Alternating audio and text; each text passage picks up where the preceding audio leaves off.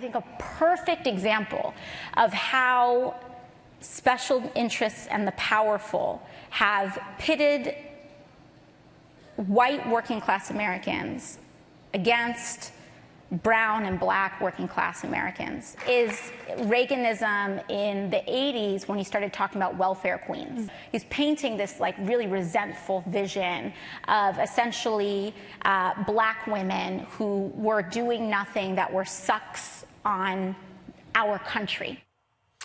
Freshman Congresswoman Alexandria Ocasio Cortez targeting her progressive ire at the President Reagan, President Reagan, suggesting the 40th president pushed racist policies. My next guest was a longtime aide to the president, both during and after his time in the White House, and he says Ocasio Cortez does not have her facts straight.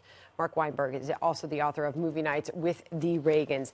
Mark, good evening to you. Good evening. What was your reaction when you heard the freshman member of Congress make those comments? I was appalled and I was angry, and Reagan would have been angry too. Why? Because it isn't true. There couldn't be more untrue, and it took a lot to get Reagan angry, but this charge was one that would have made him so. He was raised from being a little boy to treat people equally and not to look at people on the basis of color. And for anyone to suggest otherwise is wrong, is dishonest, and is just not true.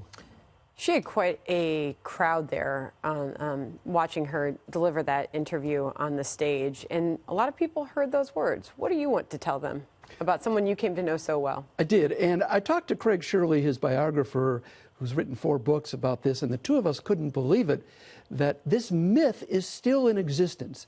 And I would want people to know that Ronald Reagan never looked at people on the basis of their skin color. He appointed the first African-American national security advisor in history. The first Hispanic in the cabinet was a Reagan appointee, and he didn't evaluate people on that way. And it just isn't fair to say so. It's an old, worn-out, false myth. In fact, you said that he would have quite a reaction during his days in office when he was called a racist. He was, and this is something that came up from time to time in articles that portrayed or suggested he was a racist, made him mad. And in private, he'd have some salty words about those stories, never in public, of course. But that would make him angry because it wasn't true, and he felt it in his heart. It was something that was just essential to his personality. When you see what's happening in politics today and coming off a weekend where we saw comments like that made, what do you think that we would hear the former president, Ronald Reagan, say about politics as we know them now?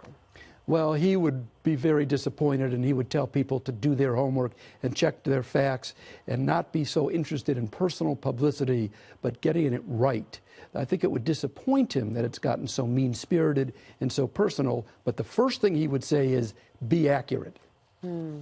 Really great to have you tell those stories and some of those first-hand accounts of getting to know the former president. Thank you, Sandra. Good to be with you.